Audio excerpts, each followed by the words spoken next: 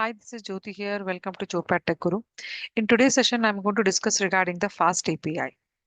As everybody knows, Fast API is currently Zoom in the market as we are having a lot of requirements towards the Python as well as Python library. If you have not subscribed yet to my channel, please subscribe and click on the bell icon to get the notifications of my new videos. So let us try to understand what is Fast API. Fast API is a modern high performance Python web framework designed for building APIs quickly and efficiently. It is known for its speed, automatic documentation, and support for asynchronous programming. So here we should have a little bit of knowledge regarding the Python. So most of the Python basics, I think everybody might be aware. If you are not aware, again, it is something like the standard C or C++ language syntaxes, wherein you used to study it in your academics. Similarly, go ahead and study some of the basic things. It is not so tough like how the way we have learned in C language or C++. It's very easy. And even the Python is not having any hard syntaxes. So currently I'm talking about the Fast API, which is introduced in the market. It is just like your web API services, how we are going to integrate them within your .NET application. Similarly, Fast API applications can also be getting called or integrated. So what is this Fast API? This is a modern high-performance Python web framework, right? So wherein I can go ahead and rely upon this because it is going to get executed very quickly and efficiently. As per the speed, it is very quick. We don't have much of the syntaxes. Just we have to go ahead and download this Fast API and we have to keep on writing simple programs on the same. Even the execution is also very easy. So what are the key features of Fast API? Blazing fast performance built on Starlet for web handling and Pydantic for data validation. Fast API rivals Node.js and Go in speed. Till now, we used to do it using the Node.js and other technologies. But with the help of this Fast API, it has become very easy as for all the validations, we are using one of the library called as Pydantic. And it is built on the Starlet. For all your web handling content, you can rely upon this Starlet. So ultimately, we are looking for the fast performance. So this can be achieved very easily if you are using Fast API. Python type hints uses type hints to automatically validate request and response data, making code cleaner and safer. If you are .NET developer or if you are coming from the .NET line, you might be able to understand like in your MVC application, whenever we are creating a model, we are going to add the restrictions or the validations just before each and every property. Similarly, here also, we are having this Pydantic library through which we are going to validate each and every property or each and every data which are there within the classes. Next is async support. Designed for asynchronous programming with async and await, ideal for handling many concurrent requests. Async await, we are already doing it in the .NET wherein whenever we are going to create the particular functions. So if you are thinking like a thread, so each and every thread is very important for us. And again, if you want to allocate a standard time slot for each and every thread, you want to wait till the particular thread ends, right?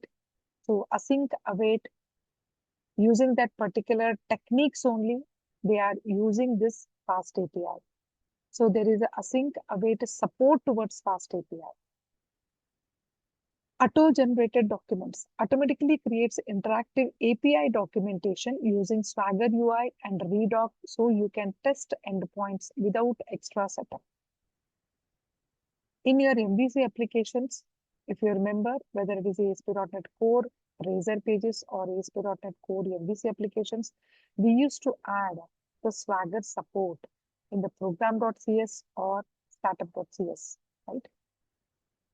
So instead of that, here you can rely on this fast API and it is generating auto-generated documents.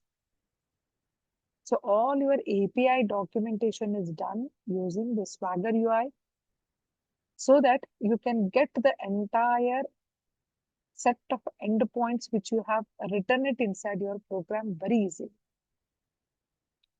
Coming back to data validations. Pydantic models catch invalid inputs early, ensuring secure and reliable APIs. So while I'm executing any of the application, what is important for us is validation.